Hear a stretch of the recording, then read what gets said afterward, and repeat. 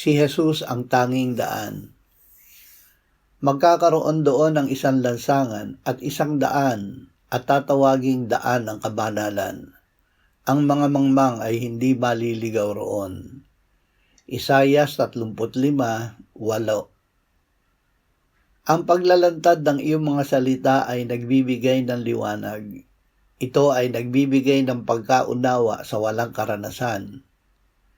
Magtiwala ka sa Panginoon ng buong puso mo at huwag kang manalig sa iyong sariling pangunawa. Kilalanin mo siya sa lahat ng iyong mga lakad at kaniyang itutuwid ang iyong mga landas. Sinabi ni Jesus, "Ako ang daan at ang katotohanan at ang buhay. Sino man ay hindi makakarating sa Ama kundi sa pamamagitan ko." Panginoong Jesus, salamat na kami ay inihatid mo sa piling ng Ama sa pamamagitan ng iyong dugo. Amen.